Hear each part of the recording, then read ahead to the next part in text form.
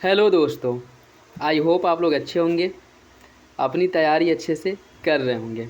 साथियों, आज हम लोग यूपी स्पेशल, उत्तर प्रदेश से रिलेटेड जीएस हो या फिर इसे सामान्य ज्ञान जो भी हो, पूरे इसको कवर किया जाएगा फ्लो चार्ट के माध्यम से। और इसमें 2022-23 यूपी बजट भी कवर किया जाएगा। और इसकी सबसे अच्छी खासियत ये है, अच्छी बात इसकी ये है कि इसे फ्लो चार्ट के माध्यम से समझा जाएगा, जिसमें बहुत ज़्यादा टाइम नहीं लगेगा और कम समय में बहुत ज़्यादा, या कह सकते हैं कि यूपी स्पेशल को बहुत अच्छे से हम लोग कवर कर लेंगे।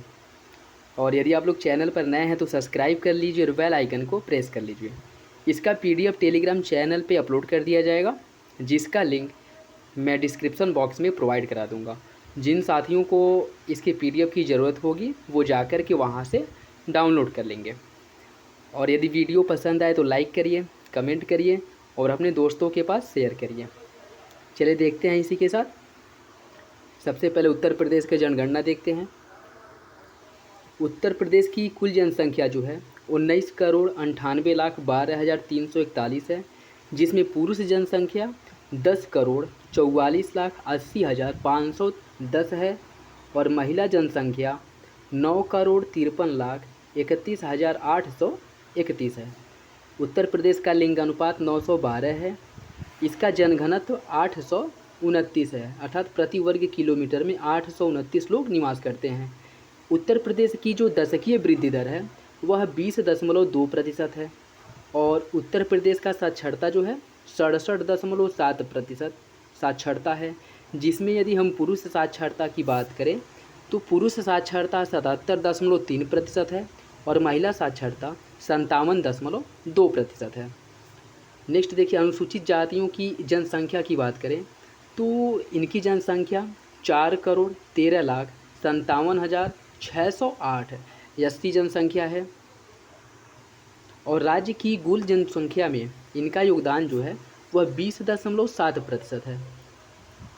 एससी का प्रतिनिधित्व जो है उत्तर प्रदेश की जनसंख्या में 20.7% है।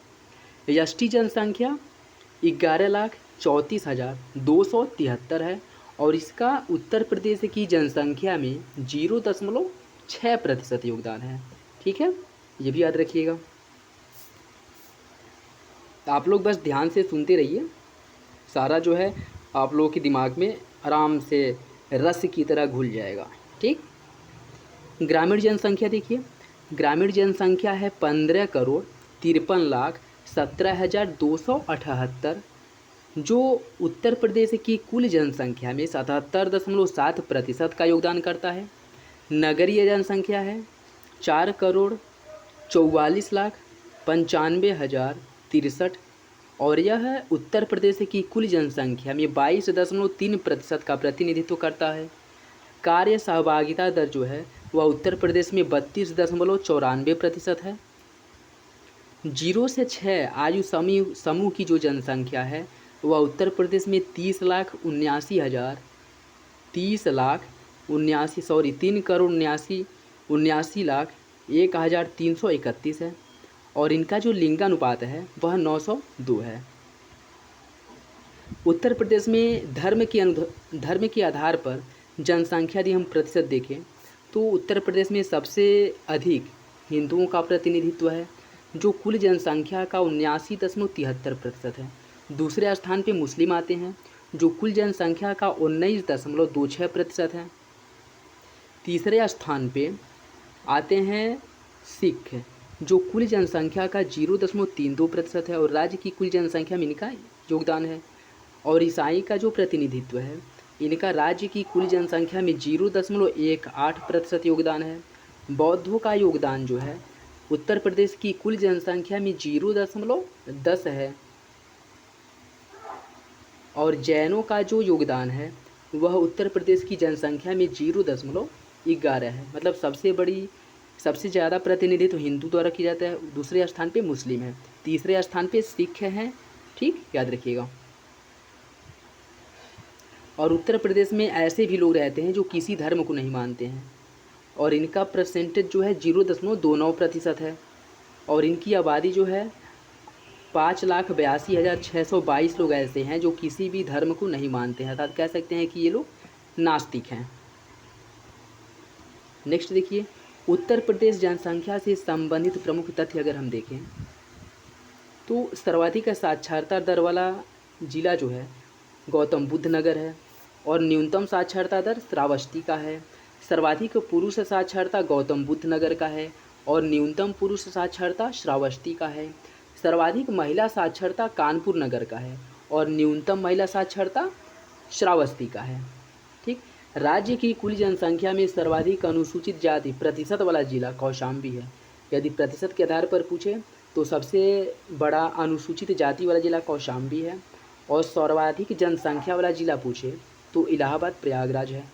न्यूनतम जनसंख्या वाला जिला है महोबा और सर्वाधिक लिंगानुपात वाला जिला है जौनपुर और न्यूनतम लिंगानुपात वाला जिला गौतम बुद्ध नगर है।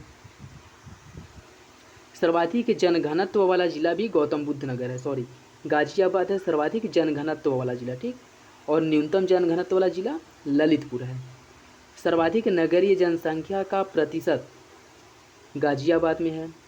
सर्वाधिक नगरीय जनसंख्या का प्रतिशत वाला जिला गाजियाबाद है और राज्य की कुल जनसंख्या में सर्वाधिक अनुसूचित जनजाति प्रतिशत वाला जिला सोनभद्र है और न्यूनतम नगरीय जनसंख्या के प्रतिशत वाला जिला जो है वह है श्रावस्ती। प्रतिशत के आधार पर न्यूनतम नगरीय जनसंख्या वाला जिला श्रावस्ती है और न्यूनतम अनुसूचित जाति प्रतिशत वाला जिला बागपत नगर है और सर्वाधिक दशकीय वृद्धि दर गौतम बुद्ध नगर की है। न्यूनतम दशकीय वृद्धि दर कानपुर नगर की। सर्वाधिक ग्रामीण जनसंख्या वाला जिला है प्रयागराज और न्यूनतम ग्रामीण जनसंख्या वाला जिला है गौतम बुद्ध नगर। सर्वाधिक व न्यूनतम वैधानिक नगरों की संख्या वाले जिलों की बात करें तो सर्वाधिक बदायूं में है और न्यूनतम श्रावस्ती में है, ये भी याद रखिएगा। नेक्स्ट देखिए, सर्वाधिक ग्रामीण प्रतिशतता वाला जिला श्रावस्ती है और न्यूनतम ग्रामीण प्रतिशतता वाला जिला गाजियाबाद है। सर्वाधिक नगरीय जनसंख्या वाला जिला है गाजियाबाद और न्यूनतम नगरीय जनसंख्या वाला जिला है श्रावस्ती। सर्वाधिक ग्रामीण जनसंख्या और न्यूनतम नगरीय जनसंख्या श्रावस्ती में है, जबकि न्यूनतम ग्रामीण जनसंख्या और सर्वाधिक नगरीय जनसंख्या गाजियाबाद में है। ठीक, सर्वाधिक अनुसूचित जाति जनसंख्या वाला जिला है सीतापुर और न्यूनतम अनुसूचित जाति जनसंख्या वाला जिला है बागपत नगर। राज्य की कुल जनसंख्या में न्यूनतम अनुसूचित जनजाति प्रतिशत वाला जिला बागपत नगर है और सर्वाधिक पुरुष जनसंख्या वाला जिला इलाहाबाद है। न्यूनतम अनुसूचित जाति जनसंख्या वाला जिला है बागपत नगर। राज्य की कुल जनसंख्या में न्यूनतम अनुसूचित जनजाति प्रतिशत वाला जिला है बागपत नगर। ठीक, न्यूनतम अनुसूचित जाति वाला जिला और न्यूनतम अनुसूचित जनजाति प्रतिशत वाला, चाहे वो जनसंख्या की दृष्टि से हो या प्रतिशतता की दृष्टि से हो, बागपत नगर पहले स्थान पे है, जहाँ पे अनुसूचित जाति की जो जनसंख्या है वो सबसे कम है। सर्वाधिक पुरुष जनसंख्या वाला जिला इलाहाबाद है और सर्वाधिक महिला जनसंख्या वाला जिला और पुरुष जनसंख्या वाला जिला, दोनों मामले में इलाहाबाद प्रयागराज जो है पहले स्थान पे है। सर्वाधिक शिशु लिंगानुपात बलरामपुर में पाया जाता है और न्यूनतम शिशु लिंगानुपात बागपत नगर में। सर्वाधिक ग्रामीण साक्षरता दर है औरैया में और न्यूनतम ग्रामीण साक्षरता है श्रावस्ती में। सर्वाधिक ग्रामीण शिशु लिंगानुपात वाला जिला बलरामपुर है। न्यूनतम ग्रामीण शिशु लिंगानुपात वाला जिला है गौतम बुद्ध नगर। सर्वाधिक अनुसूचित जनजाति वाला जिला सोनभद्र है और न्यूनतम अनुसूचित जनजाति वाला जिला बागपत नगर है। सर्वाधिक साक्षरों की संख्या वाला जिला है इलाहाबाद और न्यूनतम साक्षरों की संख्या वाला जिला है श्रावस्ती। ठीक, ये भी याद रखिएगा। सर्वाधिक जनगणना नगर वाला जिला कौन सा है? वाराणसी, जिसमें टोटल 38 बार हुए हैं और सर्वाधिक स्लम जनसंख्या वाला नगर मेरठ है। नेक्स्ट देखिए, उत्तर प्रदेश के जन्म के समय जीवन प्रत्याशा की बात करें, कुल ग्रामीणों की जो जीवन प्रत्याशा है वो 64.3% है। कुल व्यक्तियों की जीवन प्रत्याशा 65.3। कुल जो शहरी लोग हैं उनकी जो जीवन प्रत्याशा है वो 68.8% है और कुल पुरुषों की जीवन प्रत्याशा 64.8% है ग्रामीण पुरुषों की जीवन प्रत्याशा 63.6 और शहरी पुरुषों की जीवन प्रत्याशा 68.6% है। महिलाओं की यदि हम बात करें तो महिलाओं की जो जीवन प्रत्याशा है वह 65.8% है। ग्रामीण महिलाओं की जीवन प्रत्याशा 64.9% और शहरी महिलाओं की जीवन प्रत्याशा 68.8%। ठीक, ये ग्रामीण वाला दिया है। कुल ग्रामीण जीवन प्रत्याशा इतना है 64.3%।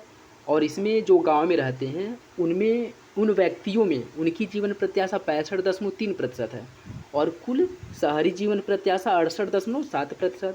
और ये पुरुष वाला है और ये महिला वाला है। पुरुषों में कुल पुरुषों की जीवन प्रत्याशा 64.8% है और जो ग्रामीण क्षेत्र में रहते हैं उनकी जीवन प्रत्याशा 63.6% और जो शहरी क्षेत्रों में रहते हैं उनकी जीवन प्रत्याशा 68.6% है।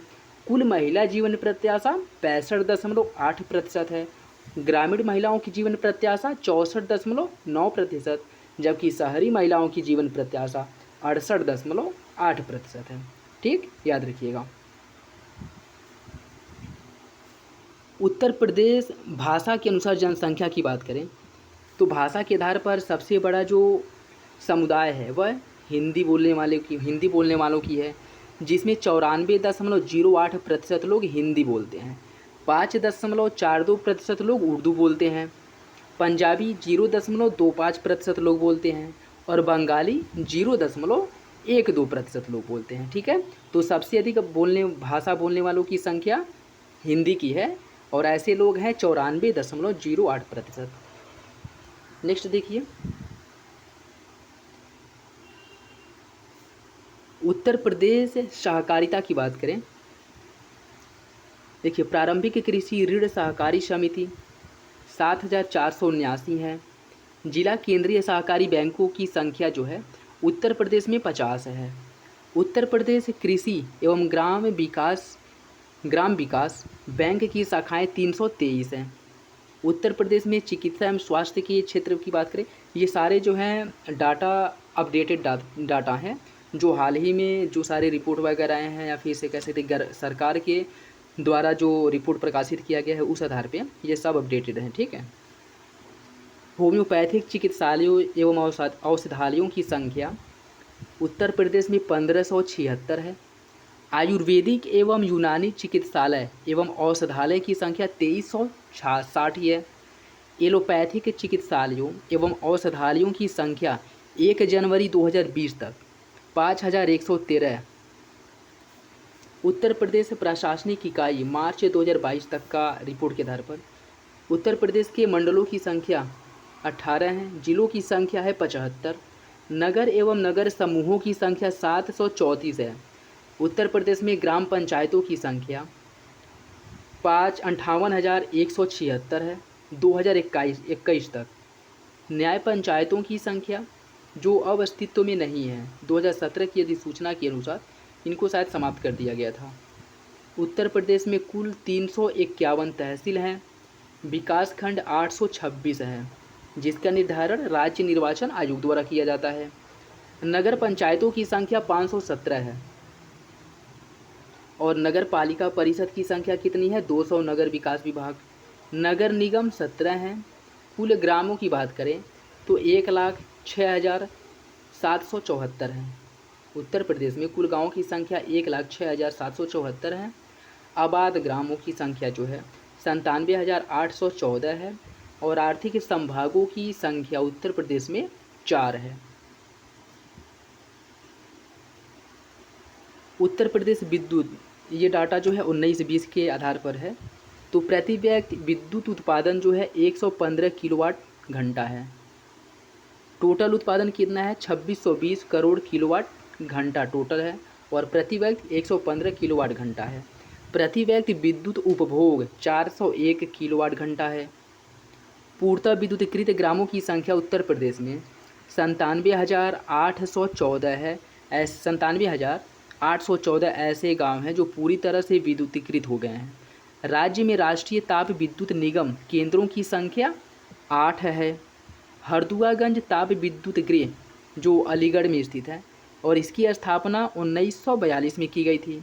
और उत्तर प्रदेश में एकमात्र परमाणु विद्युत केंद्र नरौरा है जो बुंदेलखंड में स्थित है और इसकी स्थापना 1989 ईस्वी में की गई थी। उत्तर प्रदेश विद्युत नियामक आयोग की स्थापना 1998 में की गई थी। उत्तर प्रदेश राज्य विद्युत परिषद की स्थापना 1956 में की गई थी। ठीक है, ये भी याद रखिएगा। नेक्स्ट देखिए, उत्तर प्रदेश तथा भारत की तुलनात्मक यदि इनकी तुलना करें तो जनसंख्या वृद्धि 2001 से 11 तक उत्तर प्रदेश में 20.2% रहा और भारत में 17.7%। उत्तर प्रदेश का जो जनघनत्व है 2001 से 11 तक 8.829 और भारत का जनघनत्व 382 है। नगरीय जनसंख्या का प्रतिशत उत्तर प्रदेश में 22.3% है और भारत में 31.2%। ग्रामीण जनसंख्या का प्रतिशत यूपी में 77.7% है और पूरे भारत में 68.9%। उत्तर प्रदेश का लिंगानुपात 912 है और भारत का 943। साक्षरता की बात करें तो उत्तर प्रदेश की जो कुल साक्षरता है वह 67.7% है और भारत की राष्ट्रीय साक्षरता कितनी है 73%। पुरुष साक्षरता यूपी में 77.3% है और राष्ट्रीय पुरुष साक्षरता 80.9% है। यूपी में महिला साक्षरता 57.2% है और राष्ट्रीय स्तर पर महिला साक्षरता 64.6% है। कुल जनसंख्या में अनुसूचित जातियों की संख्या की बात करें तो यूपी में अनुसूचित जातियों की संख्या 20.7% है कुल जनसंख्या का और राष्ट्रीय स्तर पर कुल जनसंख्या का 16.6% है। कुल जनसंख्या में एसटी की बात करें तो यह 0.6% है और पूरे भारत में या राष्ट्रीय स्तर पर अनुसूचित जनजाति जो है यह कुल जनसंख्या में 8.6% का प्रतिनिधित्व करते हैं, जबकि यूपी में यह 0.6% का प्रतिनिधित्व करते हैं। जन्मदर की बात करें यह 2018 की डाटा के आधार पर है। कुल जन्मदर जो है उत्तर प्रदेश में 25.6 है और भारत में 20 है। ग्रामीण जन्मदर 26.6 है और भारतीय राष्ट्रीय स्तर पर 21.6 है। नगरीय जन्मदर की बात करें यह यूपी में 22.5 है और भारत में राष्ट्रीय स्तर पर यह 16.7 है। मृत्यु दर की बात करें यूपी में कुल मृत्यु दर 6.6 है और भारत में मृत्यु दर 6.2 है। ग्रामीण मृत्यु दर यूपी में 7 है और पूरे भारत में राष्ट्रीय स्तर पर यह 6.7 है। नगरीय मृत्यु दर यूपी में 5.3 है और पूरे भारत में राष्ट्रीय स्तर पर 5.1 है। ये भी याद रखिएगा। नेक्स्ट देखिए, शिशु मृत्यु दर की बात करें तो कुल शिशु मृत्यु दर जो है यूपी में 43 है। ये इंपॉर्टेंट है, याद रखिएगा। यूपी में 43 है और राष्ट्रीय स्तर पर यह 32 है। ग्रामीणों में शिशु मृत्यु दर 46 है और यूपी के ग्रामीणों में शिशु मृत्यु दर 46 है और राष्ट्रीय स्तर पर ग्रामीण शिशु मृत्यु दर 36 है। उत्तर प्रदेश में नगरीय शिशु मृत्यु दर 35 है और राष्ट्रीय नगरीय शिशु मृत्यु दर 23 है। नेक्स्ट देखिए, यह उत्तर प्रदेश के मंडल व संबंधित जिले 18 मंडल व 75 जिले 18 मंडल, ये सब नवीनतम आंकड़े जो हैं इनको देखते हैं। देखिए, लखनऊ मंडल का मुख्यालय लखनऊ में है और इसके अंतर्गत कुल 6 जिले आते हैं। हरदोई, लखीमपुर खीरी, लखनऊ, रायबरेली, सीतापुर और उन्नाव, यह लखनऊ मंडल के अंतर्गत आते हैं। आगरा मंडल में कुल 4 जिले आते हैं। आगरा, फिरोजाबाद, मैनपुरी और मथुरा। आजमगढ़ मंडल में कुल 3 जिले आते हैं। आजमगढ़, बलिया और मऊ। कानपुर मंडल में कुल 6 जिले आते हैं।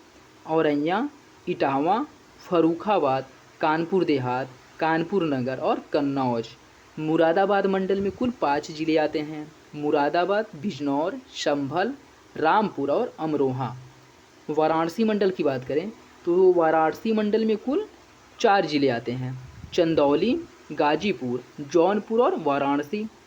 प्रयागराज मंडल में भी कुल 4 जिले आते हैं। प्रयागराज, फतेहपुर, कौशाम्बी और प्रतापगढ़। मिर्ज़ापुर मंडल में 3 जिले आते हैं। मिर्ज़ापुर, भदोही और सोनभद्र। चित्रकूट मंडल में कुल 4 जिले आते हैं, बादा, चित्रकूट, हमीरपुर और महोबा। अलीगढ़ मंडल में भी 4 जिले आते हैं, अलीगढ़, एटा, हाथरस और कासगंज। झांसी मंडल में कुल 3 जिले आते हैं, जालौन, झांसी और ललितपुर। सहारनपुर मंडल में कुल 3 जिले आते हैं, मुजफ्फरनगर, शामली और सहारनपुर। गोरखपुर मंडल में 4 जिले आते हैं, देवरिया, गोरखपुर, कुशीनगर और महाराजगंज। मेरठ मंडल में कुल 6 जिले आते हैं, बागपत नगर, गौतम बुद्ध नगर, मेरठ, बुलंदशहर, गाजियाबाद और हापुड़। देवी पाटन मंडल में 4 जिले आते हैं, बहराइच, बलरामपुर, गोंडा और श्रावस्ती। अयोध्या मंडल में 5 जिले आते हैं, अंबेडकर नगर, बाराबंकी, अयोध्या, अमेठी और सुल्तानपुर। ठीक। बस्ती मंडल में 3 जिले आते हैं, बस्ती, सिद्धार्थनगर और संत कबीर नगर। बरेली मंडल में 4 जिले आते हैं, बदायूं, बरेली, पीलीभीत और शाहजहांपुर। ठीक है। नेक्स्ट देखिए, प्राकृतिक प्रदेश उत्तर प्रदेश की बात करें तो प्राकृतिक रूप से 3 भागों में बांटा गया है, भाबर एवं तराई प्रदेश, गंगा यमुना का मैदान और दक्षिण का पठार। जिसमें भाबर एवं तराई प्रदेश पश्चिम में सहारनपुर से लेकर के पूर्व में देवरिया एवं कुशीनगर, पडरौना तक एक पतली सी पट्टी के रूप में फैली है। नेक्स्ट देखिए, गंगा यमुना की विस्तृत मैदान प्रदेशों की बात करें तो इन्हें भी 3 भागों में बांटा गया है, गंगा यमुना का ऊपरी मैदान, गंगा का मध्य मैदान और गंगा का पूर्वी मैदान। गंगा यमुना का ऊपरी मैदान की बात करें तो यह लगभग 500 किलोमीटर लंबा और 80 किलोमीटर चौड़ी एक पट्टी के रूप में है। और मध्य मैदान, गंगा यमुना का मध्य मैदान जो है वह उत्तर प्रदेश के सहारनपुर से लेकर के सहारनपुर, बिजनौर, मेरठ, मुजफ्फरपुर, बुलंदशहर, अलीगढ़, हाथरस, मथुरा, आगरा, मैनपुरी वगैरह इन क्षेत्रों में फैला हुआ है। और पूर्वी मैदान जो है वह वाराणसी, जौनपुर, गाजीपुर, आजमगढ़, बलिया, मिर्ज़ापुर, सोनभद्र, भदोही जिलों में इसका विस्तार है। किसका? उत्तर प्रदेश के पूर्वी मैदान का। गंगा यमुना की विस्तृत मैदानी प्रदेश की समुद्र तल से जो औसत ऊंचाई है वह 300 मीटर है। नेक्स्ट देखिए, तराई क्षेत्र की बात करें तो इसकी परिभाषा क्या है? यह महीन अवसादों से निर्मित भाबर के दक्षिण में दलदली एवं गाद मिट्टी वाला क्षेत्र होता है। इसका विस्तार सहारनपुर, बिजनौर, बरेली से लेकर के महाराजगंज, देवरिया आदि जिलों तक है। इसकी विशेषता क्या है? यह गन्ना, गेहूँ, जूट आदि फसलों की अधिक पैदावार के लिए जाना जाता है। कह सकते हैं कि इसमें इनकी अधिक पैदावार होती है। घने जंगल और लंबे हाथी घासों से ढका क्षेत्र होता है। भूमि सुधार कार्यों के कारण चौड़ाई में कमी हुई है, जिससे भूमि जो है उपजाऊ हुई है और यह भूमि किसानों को भी प्राप्त हुई है। नेक्स्ट देखिए, उत्तर प्रदेश के दक्षिण का पठार प्रदेश, इसका जो क्षेत्रफल है 45,200 वर्ग किलोमीटर क्षेत्र में फैला है और इसकी सीमाएं पूर्वी केन नदी और पश्चिमी बेतवा तथा पाहुजा नदियों, उत्तर गंगा, यमुना और दक्षिण विंध्य पर्वत तक है। इसके सम्मिलित क्षेत्र को बुंदेलखंड एवं बघेलखंड के भूभाग के नाम से जाना जाता है। इसकी जो सामान्य ऊंचाई है वह 300 मीटर से लेकर के 400 मीटर तक है और सबसे अधिक जो है मिर्ज़ापुर, सोनभद्र जिले के कुछ स्थानों पर, कैमूर और सोनकर की पहाड़ियाँ जो लगभग 600 मीटर तक ऊंची हैं। उत्तर प्रदेश की जलवायु देखिए, उत्तर प्रदेश में 2 प्रकार की जलवायु पाई जाती हैं, आर्द्र एवं उष्ण प्रदेश, साधारण आर्द्र एवं उष्ण प्रदेश। आर्द्र एवं उष्ण प्रदेश जो है वह तराई और पूर्वी क्षेत्र में पाई जाती है। तराई क्षेत्र जहाँ 120 से लेकर के 180 सेंटीमीटर तक वर्षा होती है और पूर्वी उत्तर प्रदेश जहाँ 100 से 120 सेंटीमीटर तक वर्षा होती है। साधारण आर्द्र एवं उष्ण प्रदेश जहाँ वर्षा 80 से 100 सेंटीमीटर के मध्य होती है। शीत ऋतु की देखिए, उत्तर प्रदेश की ऋतुएं भी 3 प्रकार की हैं। कौन कौन सी है? वो तो पूरे भारत की 3 ऋतु हैं, लेकिन उत्तर प्रदेश में भी शीत ऋतु, वर्षा ऋतु और ग्रीष्म ऋतु हैं। और कोपेन के अनुसार उत्तर प्रदेश में जलवायु का शुष्क शीत वाला मानसून प्रकार का जलवायु के अंतर्गत इसे रखा जाता है। अर्थात ये CWG या कोपेन का जलवायु वर्गीकरण है, यह इंपॉर्टेंट है, पूछ लेता है कभी कभी। और थॉर्नथवेट ने कोपेन द्वारा कहा गया है कि उत्तर प्रदेश की जो जलवायु है वह शुष्क शीत वाली जलवायु है जिसे CWG कहा जाता है। और थारनथवेट ने कहा है कि उत्तर प्रदेश की जो जलवायु है वह CBW है, अर्थात क्या है, यह समशीतोष्ण उपाद्र प्रकार की जलवायु है। ठीक है, तो कोपेन वाला जो जलवायु वर्गीकरण है वो ज़्यादा पूछा जाता है, तो याद रखिएगा कि CWG, कोपेन ने कहा था कि उत्तर प्रदेश की जो जलवायु है वह CWG प्रकार की है, जबकि थारनथवेट ने कहा था कि उत्तर प्रदेश की जो जलवायु है वह CBW प्रकार की है। नेक्स्ट देखिए, शीत ऋतु उत्तर प्रदेश विशिष्ट तथ्य, यह अक्टूबर से फरवरी तक रहता है। सर्वाधिक ठंडा महीना यूपी में जनवरी होता है।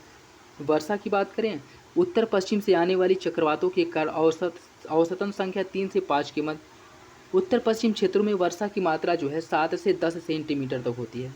तापमान की बात करें, मैदानी क्षेत्रों का जो औसत तापमान होता है वो 27.2 डिग्री सेंटीग्रेड होता है। पठारी प्रदेश या दक्षिण पठारी भाग का अधिकतम तापमान 28.3 डिग्री सेंटीग्रेड होता है, जबकि न्यूनतम तापमान 13.3 डिग्री सेंटीग्रेड होता है। उत्तर प्रदेश के पश्चिमी मैदानी का और पर्वतीय भागों का जो औसत न्यूनतम तापमान होता है वह 10 डिग्री सेंटीग्रेड होता है। नेक्स्ट देखिए, ग्रीष्म ऋतु उत्तर प्रदेश विशिष्ट तथ्य को देखें। इसका जो समय काल होता है ग्रीष्म ऋतु का मध्य मार्च से लेकर के मध्य जून तक होता है, और अधिकतम गर्मी झांसी एवं आगरा जिलों में पड़ती है। सबसे कम गर्मी बरेली में पड़ती है। लू, ग्रीष्म ऋतु में पश्चिम की ओर से चलने वाली शुष्क एवं गर्म हवा को उत्तर प्रदेश में लू के नाम से जाना जाता है। ग्रीष्म ऋतु में कुछ स्थानों पर अधिकतम तापमान रिकॉर्ड किया जाता है, जहां तापमान 47 डिग्री सेंटीग्रेड तक पहुंच जाता है। बुंदेलखंड क्षेत्र में सर्वाधिक औसत तापमान होता है, जिसका कारण क्या है कि कर्क रेखा इसी क्षेत्र से बुंदेलखंड मिर्ज़ापुर वाले क्षेत्र से होकर के गुजरता है, जहां सूर्य की किरणें सीधी पड़ती हैं, जिस कारण से तापमान बढ़ जाता है। और औसत जो तापमान है वह 36 से 39 डिग्री सेंटीग्रेड तक रहता है, और न्यूनतम तापमान 21 से 23 डिग्री सेंटीग्रेड। सर्वाधिक रिकॉर्ड तापमान जो है वह मई से जून तक दर्ज किया जाता है। नेक्स्ट देखिए, वर्षा ऋतु उत्तर प्रदेश।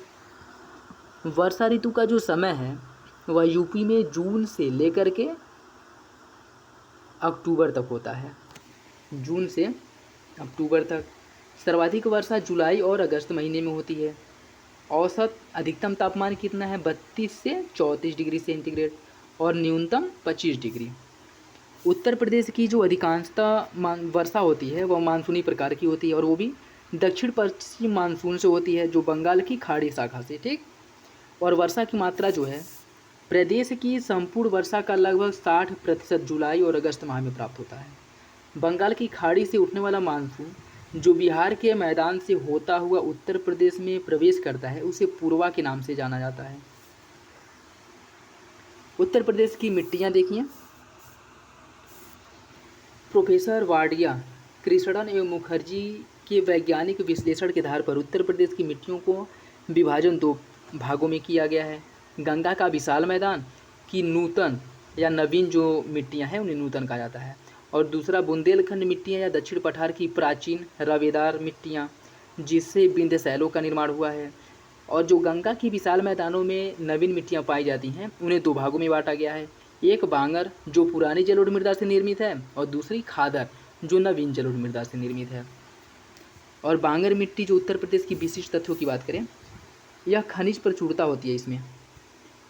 इसमें खनिजों की प्रचुरता होती है, जैसे फास्फोरस, चूना, नाइट्रोजन, पोटास, जीवाश्म आदि पदार्थों की कमी पाई जाती है।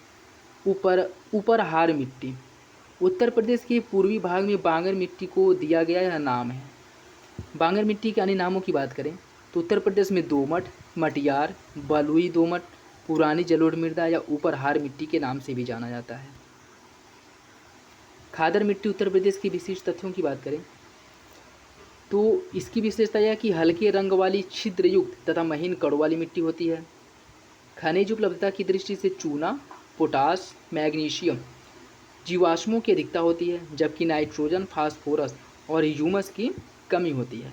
ठीक है, अगर ये कह सकते हैं कि NPH की कमी होती है। खादर मिट्टी का विस्तार जो है नदियों के बाढ़ वाले मैदानों में होता है, जहाँ नदी का पानी हर साल प्रवेश करता है उन क्षेत्रों में जो मिट्टियाँ पाई जाती हैं उन्हें खादर कहा जाता है, क्योंकि नदी द्वारा हर साल जो है नवीन मृदा लाई जाती है और वह निक्षेपित करके चली जाती है, जिससे खादर मिट्टी का निर्माण होता है। ठीक है।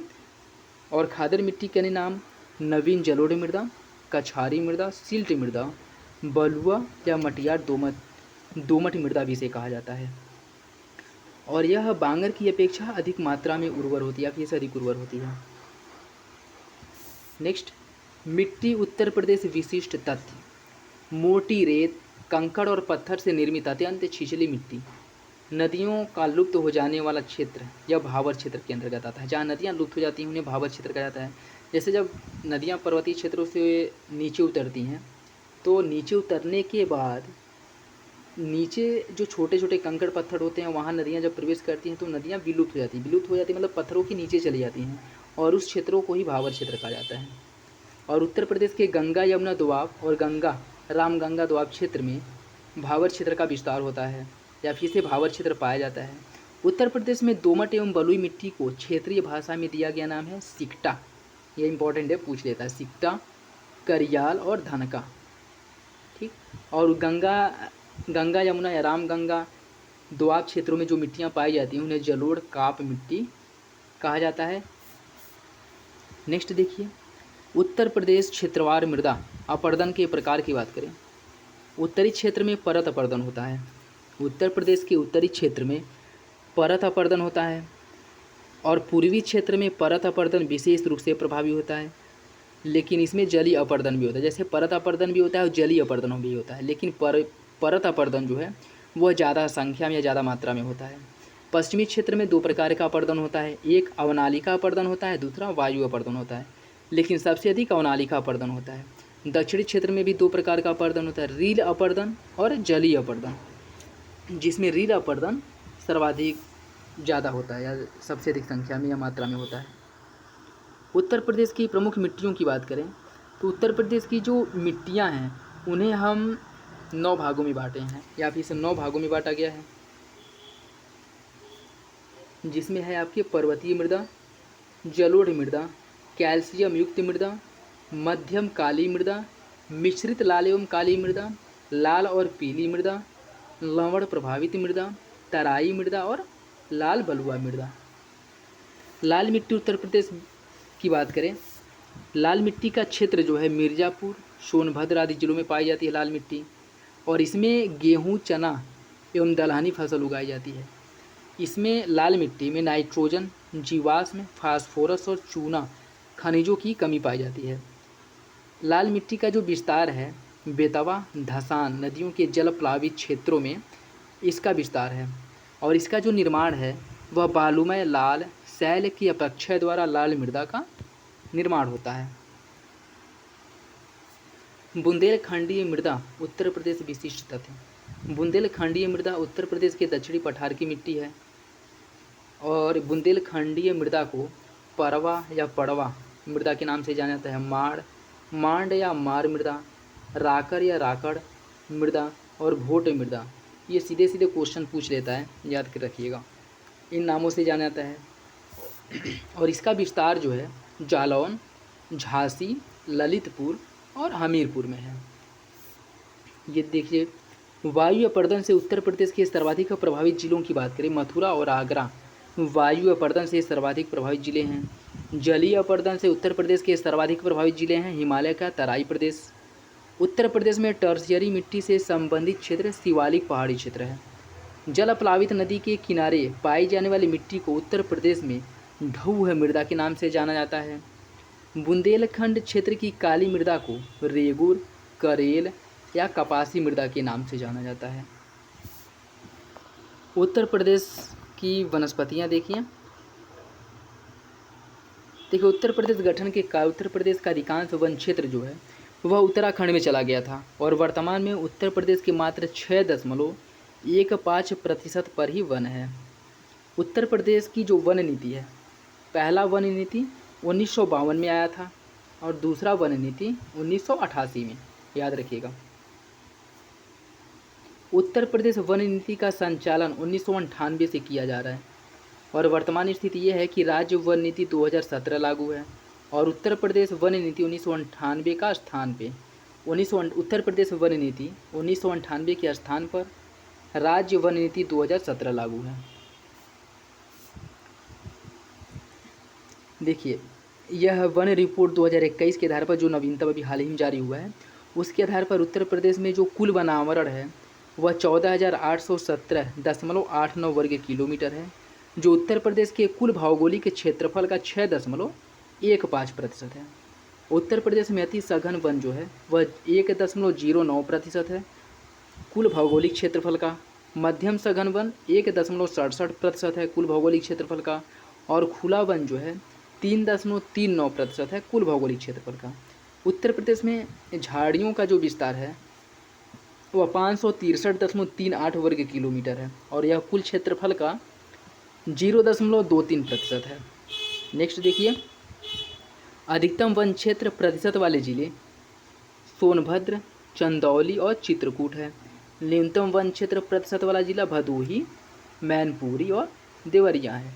अधिकतम वन क्षेत्र वाले जिलों की बात करें तो सोनभद्र, लखीमपुर और मिर्ज़ापुर हैं, और न्यूनतम वन क्षेत्र वाले जिले भदोही, मऊ और मैनपुरी है। ये याद रखिएगा कि न्यूनतम वन क्षेत्र वाला जिला और न्यूनतम वन क्षेत्र प्रतिशत वाला जिला भदोही है, जबकि अधिकतम वन क्षेत्र वाला जिला और अधिकतम वन क्षेत्र प्रतिशत वाला जिला सोनभद्र है। नेक्स्ट देखिए,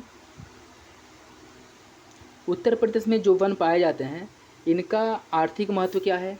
बीड़ी बनाने हेतु तेंदू वृक्ष के पत्ते का प्रयोग किया जाता है। कत्था की प्राप्ति के लिए खैर वृक्ष का प्रयोग, विरोजा तारपीन के तेल की प्राप्ति के लिए चीड़ के वृक्ष का प्रयोग, कागज उद्योग में बेत और बांस का प्रयोग किया जाता है। रेलवे लाइनों की स्लीपर अब तो नहीं बनता है, पहले जो बनता था तो उसके लिए साल, चीड़, सागौन और देवदार के वृक्षों का प्रयोग किया जाता है। इमारती लकड़ी के रूप में शॉल और सागौन का प्रयोग किया जाता था। ठीक है। उत्तर प्रदेश के वनों के प्रकार की बात करें तो उत्तर प्रदेश में 3 प्रकार के वन पाए जाते हैं। उष्णकटिबंधीय शुष्क पर्णपाती वन, उष्णकटिबंधीय आर्द्र पर्णपाती वन और उष्णकटिबंधीय कंटीले झाड़ियाँ। तो ये याद रखिएगा, उत्तर प्रदेश में 3 प्रकार के वन पाए जाते हैं। नेक्स्ट देखिए, उत्तर प्रदेश वन महोत्सव का प्रारंभ जुलाई 1952 में किया गया था, और वन महोत्सव सप्ताह 1 से 7 जुलाई प्रतिवर्ष 1 से 7 जुलाई को वन महोत्सव मनाया जाता है। वन महोत्सव आंदोलन का मूल आधार है वृक्ष का अर्थ जल है, जल का अर्थ है रोटी, और रोटी ही जीवन है। वनों पर देखिए, वेद, फर्नीचर, माचिस, कत्था, प्लाईवुड उद्योग बरेली, नजीबाबाद और ज्वालापुर में स्थित है, जहाँ पे वेद मतलब फर्नीचर से संबंधित कार्य किए जाते हैं। कागज उद्योग सहारनपुर में विकसित हुआ है। लकड़ी के खिलौने सोनभद्र और वाराणसी में बनाए जाते हैं। खेल का सामान के लिए मेरठ प्रसिद्ध है। बीड़ी, चीनी मिट्टी के खिलौनों के लिए मिर्ज़ापुर, झांसी, बरेली और सहारनपुर प्रसिद्ध है। नेक्स्ट देखिए, ऑपरेशन ग्रीन। ऑपरेशन ग्रीन की शुरुआत 2007-8 में किया गया था। सामाजिक वानिकी योजना 1979 में आया था। बांस रोपण एवं वन सुधार योजना 2007-8 में आया था। वृक्षारोपण विस्तार योजना 2007-8 में लागू किया गया था। वन श्रमिकों के कल्याणार्थ सामूहिक बीमा योजना का प्रारंभ 1989-90 में किया गया था। वृक्ष बंधु पुरस्कार योजना का प्रारंभ 2007-8 में किया गया था। सघन वृक्षारोपण कार्यक्रम की शुरुआत 2004-5 में की गई थी। लखनऊ वृक्षारोपण परियोजना की शुरुआत 2004-5 में की गई थी। देखिए, वित्तीय वर्ष 19-20 में 22.5 करोड़ पौधारोपण किया गया था, जिसका स्लोगन था ग्रीन यूपी क्लीन यूपी। और इसकी विशेषता यह थी कि 5 करोड़ से अधिक वृक्षारोपण करके एक रिकॉर्ड बनाया गया था 7 नवंबर 2015 से जो प्रारंभ हुआ था। उत्तर प्रदेश में वन्य जीवों की बात करें, उत्तर प्रदेश के बाघ या अभयारण्यों में 3 हैं, पीलीभीत, दुधवा और अमानगढ़। मतलब कह सकते हैं कि उत्तर प्रदेश में 3 बाघ अभयारण्य हैं, पीलीभीत, दुधवा नेशनल पार्क और अमानगढ़। उत्तर प्रदेश में चिड़ियाघरों की बात करें, ये कितनी है? 3 है ये भी। नवाब वाजिद अली शाह जूलॉजिकल गार्डन जो लखनऊ में स्थित है, कानपुर प्राणी उद्यान जो कानपुर में स्थित है, और शहीद अशफाकुल्ला खां प्राणी उद्यान जो गोरखपुर में स्थित है। मतलब 3 टाइगर रिजर्व और 3 चिड़ियाघर। नेक्स्ट देखिए, उत्तर प्रदेश के वन्यजीव विहार उत्तर प्रदेश में वन्यजीव विहारों की संख्या 11 है। और कहाँ कहाँ है ये देखिए, सोहागी बरवा वन्यजीव विहार जो महाराजगंज में स्थित है। हस्तिनापुर वन्यजीव विहार जो मेरठ, हापुड़, बिजनौर, अमरोहा, मुजफ्फरपुर आदि जिलों में विस्तार है, जिसका विस्तार है, ठीक है। कैमूर वन्यजीव विहार जो सोनभद्र और मिर्ज़ापुर जिलों में विस्तृत है। महावीर स्वामी वन्यजीव विहार ललितपुर जिले में स्थित है। राष्ट्रीय चंबल वन्यजीव विहार आगरा, इटावा जिले में स्थित है। चंद्रप्रभा वन्यजीव विहार चंदौली जिले में स्थित है। कछुआ वन्यजीव विहार वाराणसी जिले में स्थित है। किशनपुर वन्यजीव विहार लखीमपुर खीरी जिले में स्थित है। रानीपुर वन्यजीव विहार वादा जिले में स्थित है। कतरनिया घाट वन्यजीव विहार बहराइच जिले में, और सोहेलवा वन्यजीव विहार बलरामपुर, गोंडा, श्रावस्ती जिलों में इसका विस्तार है। तो याद रखिएगा कि उत्तर प्रदेश में वन्यजीव विहारों की संख्या 11 है। नेक्स्ट देखिए, उत्तर प्रदेश के पक्षी विहार। उत्तर प्रदेश में पक्षी विहारों की संख्या 14 है। विजय सागर पक्षी वन्यजीव विहार महोबा जिले में स्थित है। पार्वती अरगा पक्षी विहार गोंडा जिले में स्थित है। सूर्य सरोवर पक्षी वन्यजीव विहार आगरा, इटावा जिले में स्थित है। शमन पक्षी विहार मैनपुरी जिले में स्थित है। बखिरा पक्षी वन्यजीव विहार संत कबीर नगर जिले में स्थित है। समान पक्षी वन्यजीव विहार मैनपुरी जिले में स्थित है। बखिरा पक्षी वन्यजीव विहार संत कबीर नगर जिले में स्थित है। सेखा झील पक्षी वन्यजीव विहार अलीगढ़ जिले में स्थित है। जयप्रकाश नारायण सुराहाताल पक्षी वन्यजीव विहार, जिसका पुराना नाम सुराहाताल था, नाम बदल करके जयप्रकाश नारायण वन्यजीव विहार कर दिया गया है, यह बलिया में स्थित है। शहीद चंद्रशेखर आज़ाद या नवाबगंज पक्षी वन्यजीव विहार उन्नाव जिले में स्थित है। समसपुर पक्षी वन्यजीव विहार रायबरेली में। पटना पक्षी वन्यजीव विहार एटा में। लाख बहोसी पक्षी वन्यजीव विहार कन्नौज में। सांडी पक्षी वन्यजीव विहार हरदोई में। ओखला पक्षी वन्यजीव विहार गौतम बुद्ध नगर में। और डॉक्टर भीमराव अंबेडकर पक्षी वन्यजीव विहार प्रतापगढ़ जिले में स्थित है, ठीक है। तो याद रखिएगा उत्तर प्रदेश के यह 14 पक्षी विहार हैं। उत्तर प्रदेश में मछलियों की प्रमुख प्रजातियों की बात करें, उत्तर प्रदेश में सिंधी, कटरा, मत्स्येय, वितल, हिलसा, ईल, सौल, क्यूचिपा, तेगन, ट्राउट, पड़हीन, लाम्बी, रसेला, ब्रिगाल, मांगुर, रोहू मछलियों की यह प्रजातियां पाई जाती हैं। इटावा सफारी पार्क के प्रमुख तथ्यों की देखें तो इसकी स्थापना एशियाई शेरों को वैकल्पिक आवास उपलब्ध कराने के लिए किया गया था, और इसमें जो है भालू, तेंदुआ, हाथी, हिरण और शेर आदि जानवर जो है रहते हैं। वन्यजीव संरक्षण हेतु योजनाओं की बात करें, मयूर संरक्षण केंद्र वृंदावन मथुरा में स्थित है। कछुआ पुनर्वास योजना, गंगा नदी प्रदूषण निवारण के लिए कछुओं के संरक्षण हेतु कछुआ पुनर्वास योजना प्रारंभ किया गया था। घड़ियाल प्रजनन एवं पुनर्वास योजना, मगरमच्छ एवं घड़ियालों के संरक्षण के लिए इसका प्रारंभ किया गया था। देखिए, प्रदेश का सबसे पुराना जो वन्यजीव विहार है वह चंदौली में है, चंद्रप्रभा वन्यजीव विहार। और प्रदेश का एकमात्र राष्ट्रीय उद्यान दुधवा राष्ट्रीय उद्यान लखीमपुर खीरी में स्थित है।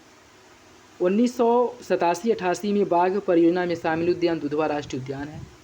9 जून 2014 को उत्तर प्रदेश सरकार द्वारा बाघ अभयारण्य का दर्जा प्रदान किया गया था, किसे, पीलीभीत वन्यजीव विहार को 2014 में बाघ अभयारण्य का दर्जा प्रदान किया गया था। प्रत्येक वर्ष अक्टूबर माह के पहले सप्ताह 1 से 7 अक्टूबर को वन प्राणी सुरक्षा सप्ताह मनाया जाता है। नेक्स्ट देखिए, उत्तर प्रदेश के रामसर आर्द्र भूमि स्थलों की बात करें तो वर्तमान समय में उत्तर प्रदेश में 10 रामसर स्थल है। नवाबगंज पक्षी विहार जो उन्नाव जिले में स्थित है। पार्वती आरगा पक्षी विहार गोंडा में। समान पक्षी विहार मैनपुरी। समसपुर पक्षी विहार रायबरेली। हरदोई सांडी पक्षी विहार हरदोई। इटावा सरसई नवाबगंज झील। सूर्य सरोवर आगरा। ऊपरी गंगा नदी जो ब्रिज घाट से नरौरा तक। मुजफ्फरनगर और बिजनौर हैदरपुर आर्द्र भूमि। और बखिरा पक्षी वन्यजीव विहार संत कबीर नगर, जिसे जून 2021 में शामिल किया गया था, ठीक है। तो और इसी के साथ जो है उत्तर प्रदेश में रामसर स्थलों की संख्या बढ़ करके 10 हो गई है।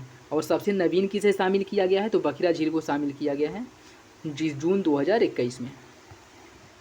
नेक्स्ट देखिए, उत्तर प्रदेश की नदियों की बात करें, हिमालय पर्वत से निकलने वाली नदियों में गंगा, गंडक और राप्ती, रामगंगा, यमुना, काली या शारदा और घाघरा यह उत्तर प्रदेश में प्रवाहित होने वाली ऐसी नदियाँ हैं जिनका उद्गम हिमालय से होता है, और मैदानी भागों से ये निकलने वाली मैदानी क्षेत्रों से जिनका उद्गम होता है उन नदियों में है गोमती, वरुणा, पांडु, सई और ईसन।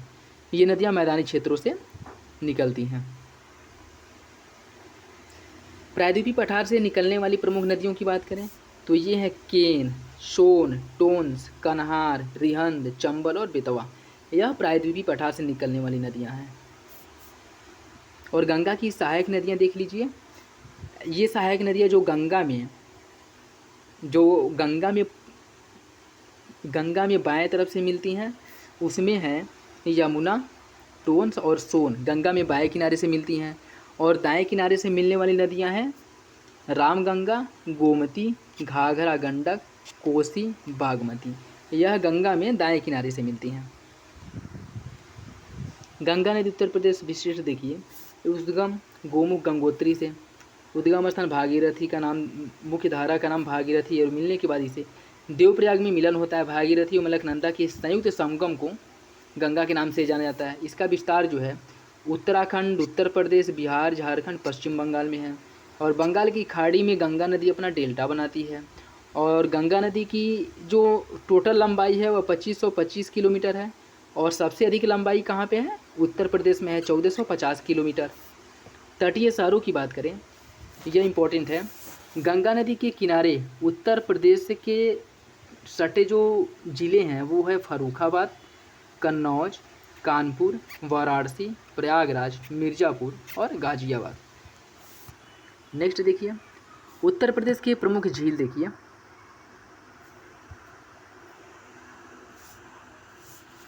कीठम सूर्य सरोवर आगरा में स्थित है। गौर झील रामपुर में। बड़ा ताल गोखुर झील शाहजहाँपुर में स्थित है। बरुआ सागर झांसी में। कुद्रा समुद्र उन्नाव में। और फिर से बलिया या सुरहा ताल जो है बलिया में स्थित है। करेला झील लखनऊ में स्थित है। समसपुर झील रायबरेली में। राधा कुंड मथुरा में। और बाल्हापार कानपुर में।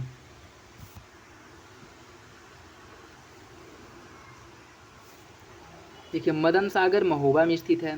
टांडा दरी दरार गर्द झील या सागर जो है मिर्ज़ापुर में स्थित है। बेला सागर कृत्रिम झील महोबा में। चितौरा झील बहराइच में।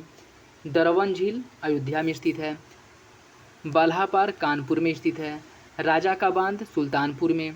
अवधी ताल वाराणसी में। मोती झील कानपुर शहर में स्थित है। रामगढ़ ताल गोरखपुर में। और शेखा झील अलीगढ़ में स्थित है। यमुना नदी उत्तर प्रदेश। देखिए, यमुना नदी यमुनोत्री हिमनद बंदरपूछ से निकलती है और यह बंदरपूछ के पश्चिमी ढाल से निकलती है। ठीक है, इसका उद्गम यमुनोत्री हिमनद के बंदरपूछ के पश्चिमी ढाल से होता है।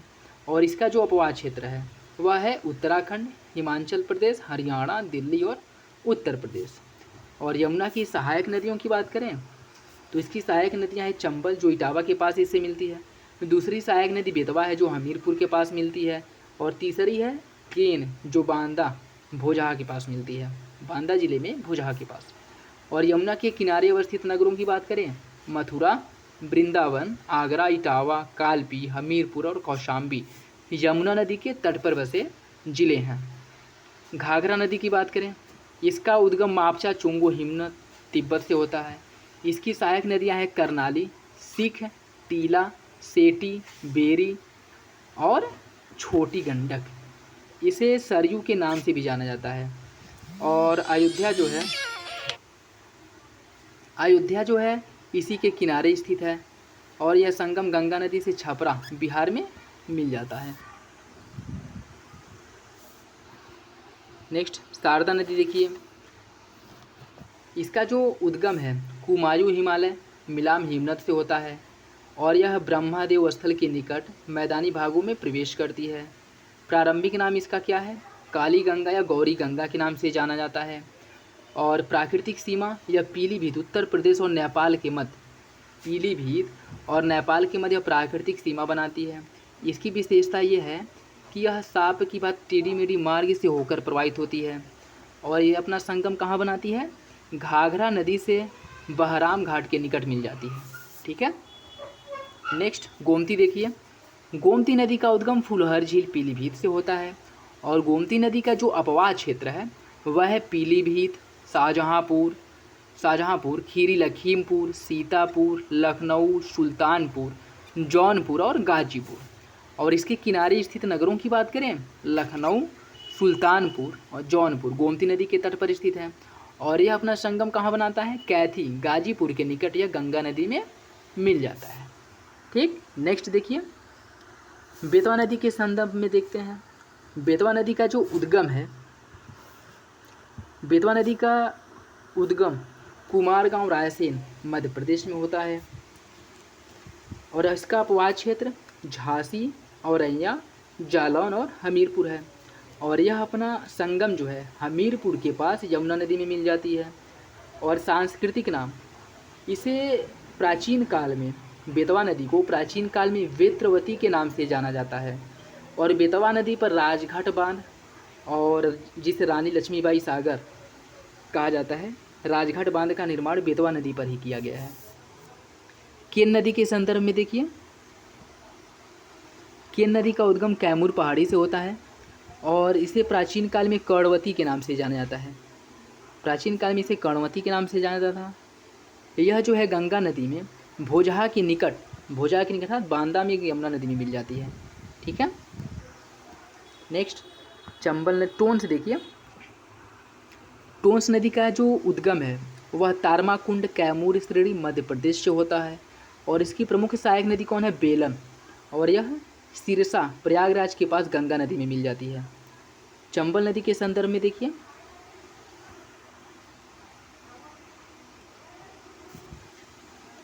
इसका उद्गम जो है, चंबल नदी का उद्गम जनापाव पहाड़ी, महू, मध्य प्रदेश में होता है।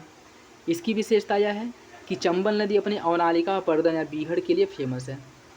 और चंबल नदी पर गांधी सागर बांध, राणा प्रताप सागर बांध और जवाहर सागर बांध का निर्माण किया गया है। चंबल की सहायक नदियां हैं काली, सिंध, पार्वती और बनास, चंबल की सहायक नदियां हैं। ठीक, याद रखिएगा। और यह जो है चंबल नदी इटावा ज़िले में यमुना नदी में मिल जाती है। इटावा ज़िले के पास यमुना नदी में मिल जाती है। और चंबल जो है मध्य प्रदेश, उत्तर प्रदेश, राजस्थान के मध्य प्राकृतिक सीमा का निर्धारण करता है। नेक्स्ट देखिए, झांसी जिले के प्रमुख बांधों की बात करें, परीक्षा बांध जिसका निर्माण किया गया है बेतवा नदी पर, पथराई और सुखनाई नदी पर एक बांध का निर्माण किया गया है। सुकमा डुकमा नदी बेतवा नदी पर यहाँ पे एक बांध का निर्माण किया, माता टीला बेतवा नदी पर यहाँ पे एक बांध का निर्माण किया गया है। ठीक है, नेक्स्ट प्रमुख बांध उत्तर प्रदेश की बात करें, जिरगो नदी पर एक बांध का निर्माण किया गया है। आहरौरा या गराई नदी पर एक बांध का निर्माण किया गया है। एक बांध जो मेजा या बेलन नदी पर किया गया है। अथवा नदी पर एक बांध का निर्माण किया गया है। सिरसी व खेरा नदी पर बांध का निर्माण किया गया है। और ये सब कहाँ पे किया गया है, मिर्ज़ापुर में। ठीक, और ललितपुर ज़िले की बात करें तो जामिनी या जामनी नदी पर एक बांध का निर्माण है। रोहिणी नदी पर, शाहजादा नदी पर, गोविंद सागर बांध या सजनाम बांध, सजनान नदी पर, राजघाट बांध बेतवा नदी पर, इसका निर्माण कहाँ किया गया है, ललितपुर में। ठीक है, नेक्स्ट उत्तर प्रदेश के प्रमुख बांधों की बात करें तो मुखाखंड चंदौली में कर्मनासा नदी पर, मुखाखंड बांध का निर्माण चंदौली में कर्मनासा नदी पर किया गया है। गढ़वा बांध का निर्माण चित्रकूट में किया गया है। कनहर बांध का निर्माण सोनभद्र में कनहर नदी पर किया गया है। चंद्रप्रभा बांध का निर्माण चकिया चंदौली में चंद्रप्रभा नदी पर किया गया है। सलारपुर बांध का निर्माण महोबा में करदिया नदी पर किया गया है। ठीक है, नेक्स्ट देखिए, उत्तर प्रदेश की बहुउद्देशीय नदी घाटी परियोजनाओं की बात करें, गंडक परियोजना से लाभान्वित उत्तर प्रदेश के प्रमुख जिलों में गोरखपुर, महाराजगंज, देवरिया और कुशीनगर हैं, जो गंडक परियोजना से लाभान्वित होते हैं। नदी घाटी परियोजनाओं की बात करें, गोविंद बल्लभ पंत सागर जो पीपरी सोनभद्र में स्थित है। राजघाट बांध परियोजना उत्तर प्रदेश और मध्य प्रदेश की यह संयुक्त परियोजना है, जिसका निर्माण बेतवा नदी पर किया गया है। रामगंगा परियोजना यह उत्तर प्रदेश के बिजनौर जिले के निकट कालागढ़ उत्तराखंड में स्थित है। गंडक परियोजना यह उत्तर प्रदेश एवं बिहार, नेपाल, 2 राज्य और एक विदेशी राष्ट्र, ठीक, इनका संयुक्त परियोजना है। गोकुल बैराज परियोजना का निर्माण मथुरा में किया गया है यमुना नदी पर, और इसका निर्माण जो है मुख्यतः पेयजल आपूर्ति करने के लिए किया गया था। नेक्स्ट, उत्तर प्रदेश की विद्युत परियोजना। उत्तर प्रदेश में कुल स्थापित क्षमता कितनी है इस समय वर्तमान में विद्युत उत्पादन की? कब तक का डेटा है? 28 फरवरी 2022 के आधार पर। तो उत्तर प्रदेश में वर्तमान में 31,276.96 मेगावाट है, जिसमें से तापीय ऊर्जा द्वारा कितना प्राप्त होता है? 25,882.14 मेगावाट, परमाणु ऊर्जा द्वारा 440 मेगावाट, जल विद्युत द्वारा 501.60 मेगावाट, नवीकरणीय ऊर्जा द्वारा 4,453.20 मेगावाट। मतलब सबसे अधिक जो विद्युत का उत्पादन होता है या विद्युत उत्पादन है वह उत्तर प्रदेश में तापीय ऊर्जा से प्राप्त होता है। ठीक, पहले स्थान पे तापीय ऊर्जा है, दूसरे स्थान पे नवीकरणीय है, तीसरे स्थान पे है जल विद्युत, और चौथे स्थान पे है परमाणु ऊर्जा। तो ये क्रम भी याद रखिएगा, कभी कभी क्रम भी पूछ लेता है। नेक्स्ट देखिए, राष्ट्रीय ताप विद्युत निगम एनटीपीसी द्वारा उत्तर प्रदेश में स्थापित संयंत्र सिंगरौली सोनभद्र में स्थित, रिहंद सोनभद्र में, औरैया ऊंचाहार रायबरेली में, टांडा अम्बेडकर नगर में, दादरी गौतम बुद्ध नगर में। नेक्स्ट, उत्तर प्रदेश के राज्य विद्युत उत्पादन निगम के ताप विद्युत संयंत्र निर्माणाधीन है। कहाँ कहाँ पे निर्माणाधीन है? अनपरा सोनभद्र में, परीक्षा झांसी, पनकी कानपुर में स्थित है, जवाहरपुर एटा में, ओबरा सोनभद्र में और हरदुआगंज अलीगढ़ में। इसमें से कुछ निर्माणाधीन है और कुछ बन करके कुछ फंक्शनल हैं जो वर्तमान में काम कर रहे हैं। ठीक है, कितने टोटल? 6 हैं।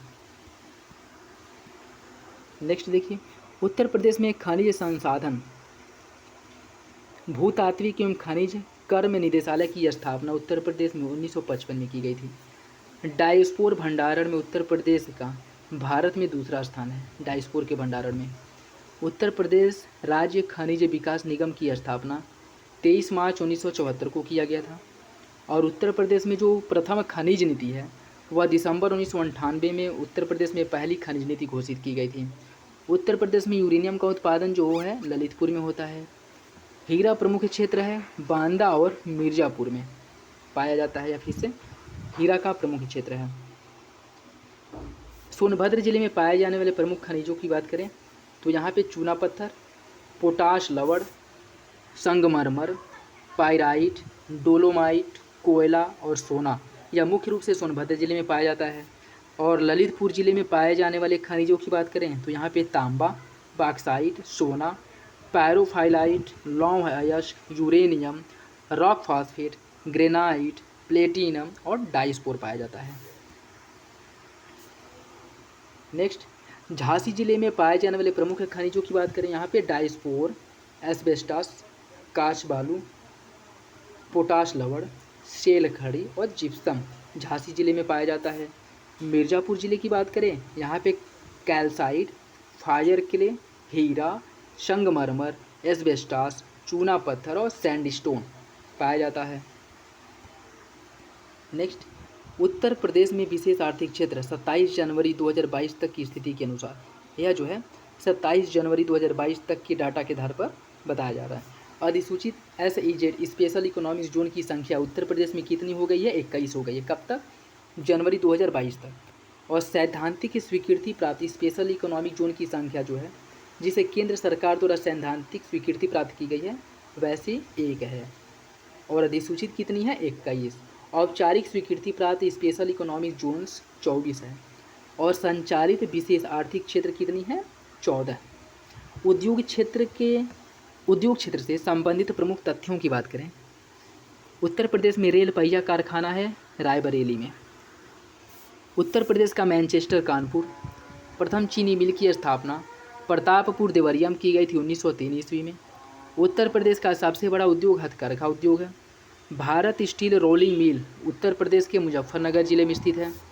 नेक्स्ट, कानपुर जिले में स्थित प्रमुख औद्योगिक संस्थानों की बात करें, उत्तर प्रदेश औद्योगिक सहकारी संघ यूपीका की स्थापना 1952 में की गई थी और यह कानपुर में स्थित है।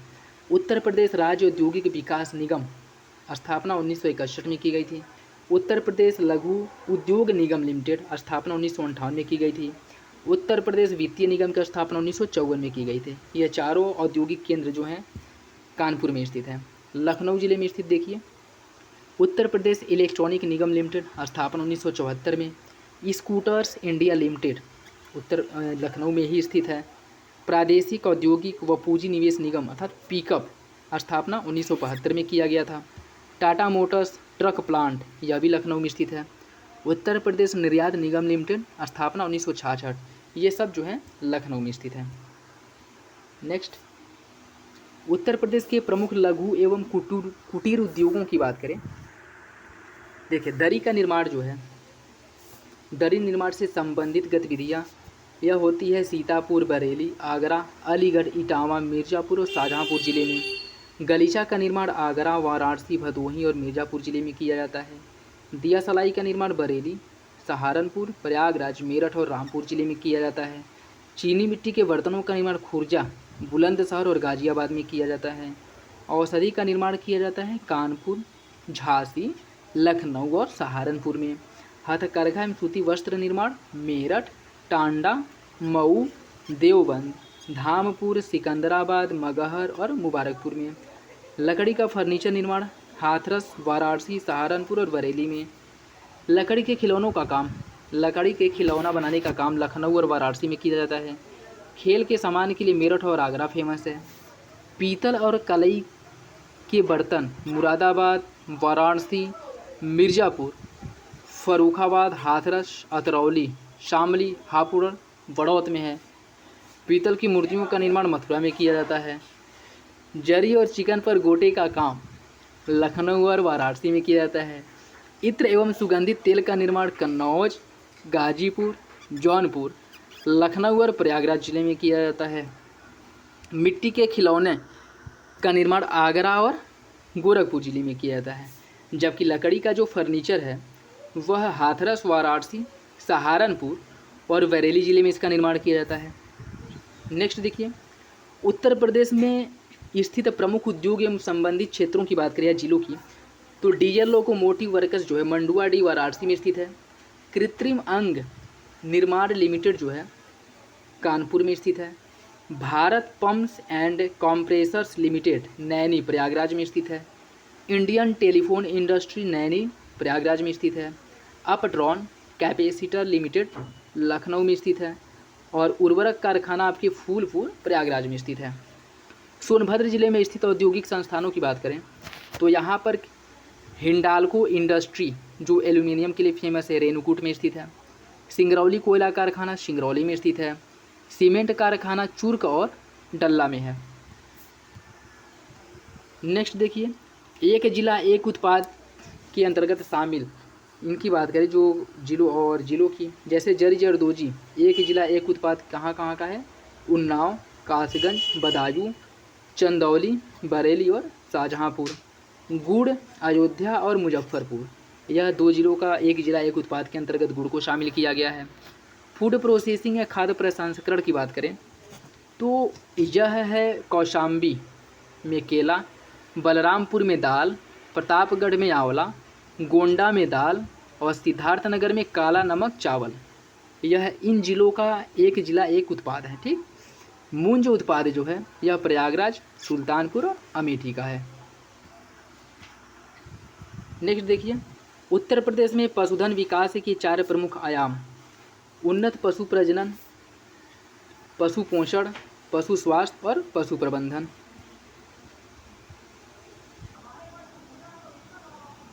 बीसवीं पशुधन गणना के आधार पर देखिए उत्तर प्रदेश में कुल पशु 68 मिलियन है और यह देश में पहले स्थान पे है।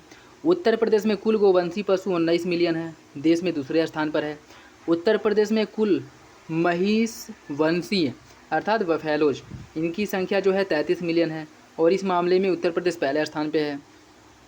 उत्तर प्रदेश में बकरियों की जो संख्या है 14.5 मिलियन है और यह राजस्थान एवं पश्चिम बंगाल के बाद तीसरे स्थान पे है। ठीक, नेक्स्ट देखिए,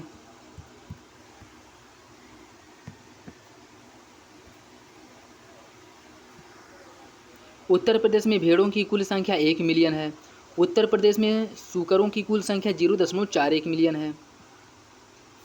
उत्तर प्रदेश का दुग्ध उत्पादन भारत में पहले स्थान पर है। और उत्तर प्रदेश में प्रति व्यक्ति दूध उपलब्धता जो है 371 ग्राम प्रतिदिन है। और उत्तर प्रदेश में सर्वप्रथम 1907 में सहकारी दुग्ध समिति की स्थापना की गई थी कटरा, इलाहाबाद, प्रयागराज में। उत्तर प्रदेश दुग्ध अधिनियम पारित हुआ था 1976 में।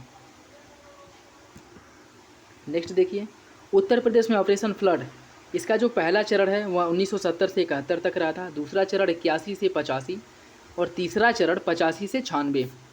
प्रमुख उत्पादन संबंधी आंकड़ों की बात करें, दुग्ध उत्पादन में उत्तर प्रदेश पहले स्थान पे है भारत में, और मांस के उत्पादन में भी आप पहले स्थान पे हैं। उत्तर प्रदेश की प्रमुख जनजातियों की बात करें, ये है गोंड, बुक्सा, थारू, राजी, जौनसारी, बैगा और खरवार। निवास, थारू जनजातियों की बात करें, इनका निवास गोरखपुर के तराई क्षेत्र में है। इनका वंश जो है किराता वंश है। इनका कद जो है छोटा होता है, रंग पीला, और मुख जो है चौड़ा होता है। इनका मुख्य भोजन चावल है। लकड़ी के लट्ठों का तथा नरकुलों से प्रयुक्त भवन का निर्माण अपने करते हैं। इनकी प्रथा संयुक्त परिवार की है। दीपावली को शोक के रूप में मनाते हैं और इनमें बदला विवाह का प्रचलन है। इनका प्रमुख त्यौहार बजहर है। और प्रमुख परियोजनाएं क्या है, थारू विकास परियोजना जो 2 अक्टूबर 1980 को प्रारंभ किया गया था। ठीक है, नेक्स्ट देखिए, जौनसारी, यह उत्तर प्रदेश, इनका जो प्रमुख उत्सव है बिक्सू, पंचोई और दियाई है। नृत्य क्या है, घूमसू, धीई, धूड़चा, सराई, डंडे कांडे, रासो, झेली, घोड़ी और जंगबाजी, यह इनका प्रमुख नृत्य है। माहीगीर जो उत्तर प्रदेश में पाई जाती है और इसे ओबीसी के अंतर्गत रखा गया है। और इनका प्रमुख क्षेत्र क्या है, बिजनौर, और ये इस्लाम धर्म को मानने वाली है। इनका मुख्य भोजन जो है, अर्थव्यवस्था का मुख्य आधार वो है मछली पकड़ना। ये स्वतंत्रता पूर्व के अभिलेखों में इन्हें मुस्लिम जाति के रूप में अभिहित किया गया था। और वर्तमान में यह भारत के किसी भी राज्य में जनजाति के रूप में अनुसूचित नहीं है। ठीक है, याद रखिएगा। नेक्स्ट देखिए, बुक्सा या भोक्सा जनजाति, यह इनका प्रमुख आराध्य देव कौन है, चामुंडा देवी, और यह बिजनौर जिले में पाई जाती हैं। और ये इनका संबंध जो है पटवार राजपूत घराने से है। और तखत बुक्सा जनजाति के पंचायत का सर्वोच्च व्यक्ति होता है, तखत। ठीक, और इनकी अर्थव्यवस्था का मुख्य आधार क्या है, कृषि है। खरवार जनजाति की बात करें, इनका निवास सोनभद्र में है। इनका प्रमुख नृत्य क्या है, कर्मा। और इनके प्रमुख देवता कौन है, बधौस, वनसंती, दूल्हा देव, घमशान और गुरैया। इनका मूल निवास पलामू झारखंड में है।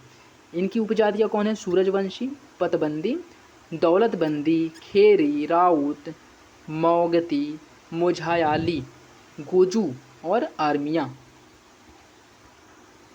सोनभद्र में पाई जाने वाली प्रमुख जनजातियों में कौन कौन सी है, पहरिया, बैगा, पाखा, पानिका, अगरिया, पटारी, भुइया और चेरो। इसमें से बैगा करके पिछले शायद पेट वाले एग्जाम में पूछा था कि बैगा जनजाति किस जिले में पाई जाती है। तो ये जनजातियों से क्वेश्चन बन जाता है, तो आप लोग इसे अच्छे से देख लीजिएगा, याद कर लीजिएगा। ठीक है, और जनसंख्या के आधार पर उत्तर प्रदेश में सर्वाधिक जो जनजाति गोंडा सबसे अधिक संख्या में है, निवास करती है। फिर खरवार है, फिर थारू है। ठीक, थारू जनजाति के लोगों को शिक्षा प्रदान करने हेतु सरकार द्वारा महाविद्यालय का स्थापना कहाँ किया गया, लखीमपुर खीरी में। उत्तर प्रदेश राज्य के अनुसूचित जाति विकास निगम द्वारा 1-2 में लागू की गई योजना है सैनिटरी मार्ट योजना, जिसका उद्देश्य क्या है, सिर पर मैला ढोने पर रोक के बाद बेरोजगार हुए लोगों को रोजगार प्रदान करना।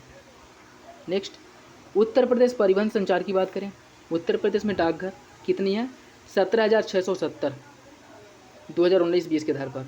उत्तर प्रदेश में दूरदर्शन केंद्र हैं 3, आकाशवाणी केंद्र है 13, और सर्वप्रथम हवाई डाक सेवा 1911 में इलाहाबाद से नैनी के मध्य शुरू किया गया था। उत्तर प्रदेश राज्य राजमार्ग प्राधिकरण की स्थापना 2004 में की गई थी। देखिए, कुल सड़क मार्ग की लंबाई 19-20 के आधार पर 712,000 किलोमीटर है। प्रदेश में राष्ट्रीय राजमार्ग की कुल लंबाई है 30 सितंबर 2019 तक 11,736.8 किलोमीटर। राष्ट्रीय राजमार्गों की कुल लंबाई की दृष्टि से इसका देश में दूसरा स्थान पे है, पहले स्थान पे महाराष्ट्र है। और प्रदेश से होकर गुजरने वाला सबसे लंबा राष्ट्रीय राजमार्ग जो है NH 91 है। और उत्तर प्रदेश राज्य सड़क परिवहन निगम की स्थापना 1975 में की गई थी। नेक्स्ट, यमुना एक्सप्रेसवे की बात करें, इसकी कुल लंबाई ग्रेटर नोएडा से आगरा तक है 165.537 किलोमीटर।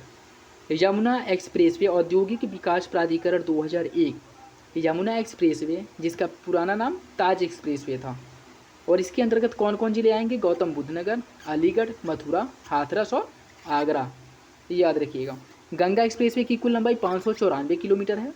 और इससे लाभान्वित जिले या इससे सटे जिले कौन कौन है? मेरठ, हापुड़, बुलंदशहर, अमरोहा, संभल, बदायूं, शाहजहांपुर, हरदोई, उन्नाव, रायबरेली, प्रतापगढ़ और प्रयागराज। ये भी इम्पोर्टेंट है। इसमें विशेष क्या है? उत्तर प्रदेश के पश्चिमी भाग मेरठ को पूर्वी भाग प्रयागराज से जोड़ने हेतु इस परियोजना को मंजूरी दी गई थी। नेक्स्ट, पूर्वांचल एक्सप्रेसवे देखिए, इसकी लंबाई है 341 किलोमीटर, जो गाजीपुर से लखनऊ के मध्य विकसित किया जा रहा है। और इससे सटे जिले कौन कौन हैं?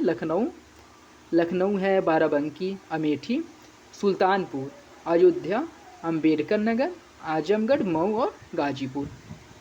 नेक्स्ट देखिए, बुंदेलखंड एक्सप्रेसवे, इसकी लंबाई 296.07 किलोमीटर है, जो चित्रकूट जिले के भरतकूप स्थित गोंडा गांव में झांसी प्रयागराज राष्ट्रीय राजमार्ग से प्रारंभ होता है। और इससे सटे जिले हैं चित्रकूट, बांदा, महोबा, हमीरपुर, जालौन, औरैया, होते हुए इटावा के कुडरैल गांव के निकट आगरा लखनऊ एक्सप्रेसवे से जुड़ जाता है। इसकी निर्माण लागत 15,000 करोड़ है। इसका शिलान्यास 29 फरवरी 2020 को प्रधानमंत्री द्वारा किया गया था। गोरखपुर लिंक एक्सप्रेसवे की लंबाई 91.352 किलोमीटर है। और इसके सटे जिले हैं गोरखपुर, आजमगढ़, अंबेडकर नगर, संत कबीर नगर। और इसका निर्माण लागत 5,876.67 करोड़ रुपया है। इसकी विशेषता यह है कि यह गोरखपुर जिले के जैतपुर बाईपास को आजमगढ़ जिले के सालारपुर में पूर्वांचल एक्सप्रेसवे से जोड़ेगा। नेक्स्ट, उत्तर प्रदेश में रेल परिवहन की बात करें। उत्तर प्रदेश में कुल रेल प्रभाव डिवीज़न कितने हैं? 9 है। और उत्तरी पूर्वी रेलवे का मुख्यालय गोरखपुर है। और राष्ट्र की पहली सेमी हाई स्पीड ट्रेन गतिमान एक्सप्रेस है। उत्तर प्रदेश में देश का सर्वाधिक लंबा रेल मार्ग 9100 किलोमीटर है, जो पूरे भारतीय रेल नेटवर्क का 14% है। केंद्रीय रेल विद्युतीकरण संगठन कोर का मुख्यालय प्रयागराज में स्थित है।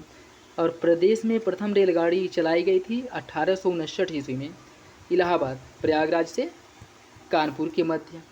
और विश्व का सबसे लंबा रेलवे प्लेटफॉर्म भी उत्तर प्रदेश के गोरखपुर जिले में स्थित है। उत्तर मध्य रेलवे की लाइन क्षमता जो है 150% है। प्रयागराज को उत्तर मध्य रेलवे का मुख्यालय बनाया गया था 2003 में। रेलवे के सवारी डिब्बों अर्थात कोच के निर्माण का कारखाना लालगंज रायबरेली में स्थित है। भारत का सर्वाधिक लंबा रेलवे यार्ड स्थित है दीनदयाल उपाध्याय जंक्शन, मुगलसराय में। नेक्स्ट देखिए, उत्तर प्रदेश जल परिवहन, देश का सबसे लंबा राष्ट्रीय राष्ट्रीय जलमार्ग फर्स्ट है, और जो प्रयागराज से हल्दिया तक है, जिसकी कुल लंबाई 1620 किलोमीटर है, जो गंगा नदी से होकर गुजरता है। उत्तर प्रदेश में वायु परिवहन की बात करें तो पैराट्रूपर्स ट्रेनिंग स्कूल आगरा में स्थित है। भारतीय वायुसेना का एयरपोर्ट बक्सी तालाब लखनऊ में स्थित है। आदित्य बिड़ला ग्रुप ने निजी हवाई अड्डा विकसित किया है कहाँ पर? मयूरपुर सोनभद्र में। नागरिक उड्डयन प्रशिक्षण केंद्र बमरौली प्रयागराज में स्थित है। भारतीय सेना का एयरपोर्ट झांसी एयरपोर्ट है। सामरिक महत्व का वायुसेना हवाई अड्डा गोरखपुर में स्थित है। उत्तर प्रदेश वायु परिवहन की बात करें, फ्लाइंग स्कूल के रूप में विकसित airport VR. Ambedkar airport Meerut, Indira Gandhi national aviation academy Amethi Fursatganj में स्थित है। सैफई एयरपोर्ट और अलीगढ़ एयरपोर्ट। प्रमुख अंतर्राष्ट्रीय हवाई अड्डों की बात करें तो चौधरी चरण सिंह अंतर्राष्ट्रीय हवाई अड्डा अमौसी लखनऊ में, और जिसे अमौसी हवाई अड्डा के नाम से भी जाना जाता है, लखनऊ में स्थित है। लाल बहादुर शास्त्री अंतर्राष्ट्रीय हवाई अड्डा, जिसे बाबतपुर हवाई अड्डा के नाम से जाना जाता है, वाराणसी में स्थित है। कुशीनगर अंतर्राष्ट्रीय हवाई अड्डा कुशीनगर में स्थित है। नोएडा इंटरनेशनल ग्रीनफील्ड एयरपोर्ट जो निर्माणाधीन है जेवर गौतम बुद्ध नगर में स्थित है। मर्यादा पुरुषोत्तम श्रीराम अंतर्राष्ट्रीय हवाई अड्डा जो निर्माणाधीन है अयोध्या में स्थित है। और प्रमुख हवाई अड्डों की बात करें, बमरौली हवाई अड्डा प्रयागराज में स्थित है। चकेरी हवाई अड्डा कानपुर में। खेरिया हवाई अड्डा आगरा में। सरसावा हवाई अड्डा सहारनपुर में। हिंडन हवाई अड्डा गाजियाबाद में। अयोध्या एयरपोर्ट अयोध्या में स्थित है। ललितपुर हवाई अड्डा ललितपुर में। झांसी हवाई अड्डा झांसी में। महायोगी गोरखनाथ हवाई अड्डा गोरखपुर में। IIT कानपुर हवाई अड्डा कल्याणपुर हवाई अड्डा कानपुर में। और बरेली हवाई अड्डा बरेली में स्थित है। नेक्स्ट देखिए, उत्तर प्रदेश में कृषि की बात करें तो उत्तर प्रदेश के जो कृषि जलवायु प्रदेश है उन्हें 9 भागों में बांटा गया है। उत्तर प्रदेश में चकबंदी योजना 1954 में प्रारंभ की गई थी। किसान मित्र योजना 18 जून 2001 को, ई डिस्ट्रिक्ट परियोजना 2009 को प्रारंभ किया गया था। किसान रथ योजना का प्रारंभ 2010-11 में किया गया था। ऊर्जा शहर योजना का प्रारंभ 2008 में किया गया था। किसान बही योजना का प्रारंभ उत्तर प्रदेश में 1992 में किया गया था। सबसे पुरानी नहर कौन सी है? पूर्वी यमुना नहर, जिसका निर्माण 1830 ईस्वी में किया गया था। और सबसे बड़ी नहर कौन है? शारदा नहर है। राज्य दुग्ध परिषद की स्थापना 1976 में की गई थी। गोकुल पुरस्कार योजना दुग्ध उत्पादन से संबंधित है और प्रति व्यक्ति दुग्ध उपलब्धता 371 ग्राम है। नेक्स्ट, उत्तर प्रदेश के कृषि निर्यात जोन की बात करें, आगरा आलू निर्यात जोन है। आम निर्यात जोन सहारनपुर में और लखनऊ में स्थित है।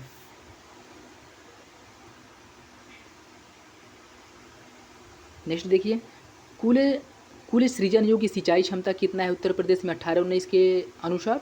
378 लाख हेक्टेयर। सकल सिंचाई क्षमता का उपयोग 297 लाख हेक्टेयर किया जाता है। शुद्ध सिंचित क्षेत्र का शुद्ध बोए गए क्षेत्र से प्रतिशत है 86.6%।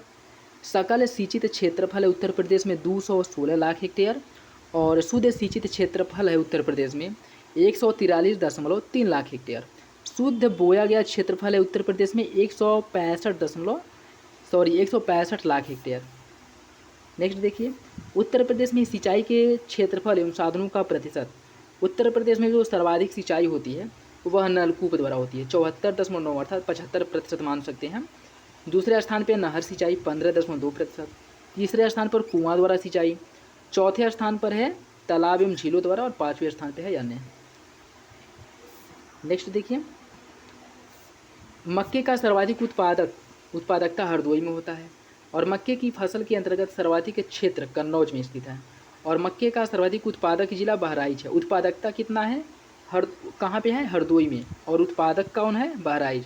मतलब प्रति एकड़ उत्पादकता, मतलब जैसे कि एक बीघे में एक बोरा उत्पादन कर रहा है, तो अगर बहराइच में एक बीघा में 1 बोरा उत्पादन हो रहा है तो हरदोई में 2 बोरा होगा। मतलब इसकी प्रोडक्टिविटी उत्पादकता जो है अधिक है, ठीक है, जबकि उत्पादन बहराइच का अधिक है। नेक्स्ट देखिए, अरहर का सर्वाधिक उत्पादन जो है फतेहपुर में होता है और सर्वाधिक क्षेत्र है इसके अंतर्गत बादा में और प्रति हेक्टेयर सर्वाधिक उत्पादकता कहाँ है? इटावा में। नेक्स्ट, उत्तर प्रदेश में रबी की प्रमुख फसलों की बात करें तो आलू, लाही, मटर, चना, गेहूं, जौ, तंबाकू और सरसों यह रबी के अंतर्गत आता है। और उत्तर प्रदेश में खरीफ के अंतर्गत कौन कौन आता है? गन्ना, कपास, चावल, बाजरा और ज्वार। नेक्स्ट, जायद के अंतर्गत देखिए तरबूज, ककड़ी, काशीफल, खरबूज, तंबाकू और प्याज। जौ का उत्पादन बात करें तो इसकी प्रति हेक्टेयर सर्वाधिक उत्पादकता जो है एटा जिले में है और सर्वाधिक उत्पादक जिला भी एटा है। और जौ की फसल के अंतर्गत सर्वाधिक क्षेत्रफल कहाँ पे है? झांसी जिले में है। नेक्स्ट, उत्तर प्रदेश में बाजरा की बात करें तो सर्वाधिक उत्पादन होता है आगरे में, सर्वाधिक उत्पादकता मैनपुरी और सर्वाधिक क्षेत्र बदायूं में है।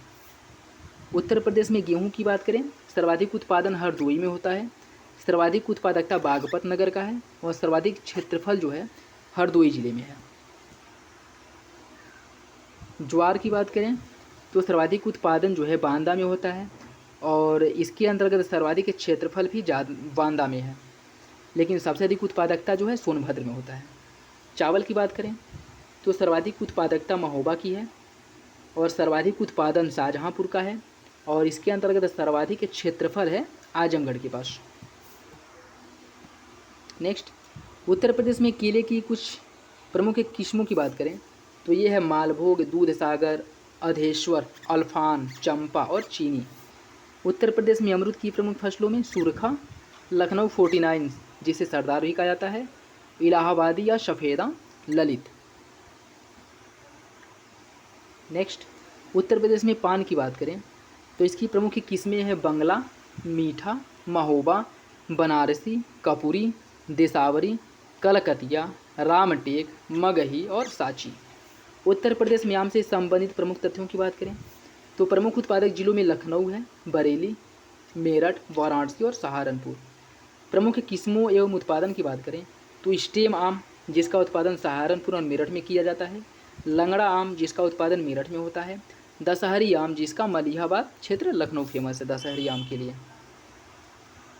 नेक्स्ट देखिए उत्तर प्रदेश में फूलों की कृषि की बात करें तो इसके अंतर्गत जो जिले आते हैं कन्नौज है, मिर्ज़ापुर, इलाहाबाद प्रयागराज, लखनऊ, जौनपुर और वाराणसी है। और महत्वपूर्ण तथ्य पान प्रयोग एवं प्रशिक्षण केंद्र महोबा में स्थित है। उत्तर प्रदेश का प्रमुख आंवला उत्पादक जिला प्रतापगढ़ है। उत्तर प्रदेश के प्रमुख लीची उत्पादक जिला सहारनपुर और मेरठ है। उत्तर प्रदेश में अमरूद का उत्पादन मुख्यतः प्रयागराज कौशाम्बी जिले में किया जाता है। आलू निर्यात जोन आगरा में स्थित है। उत्तर प्रदेश का एकमात्र अफीम फैक्ट्री गाजीपुर में स्थित है।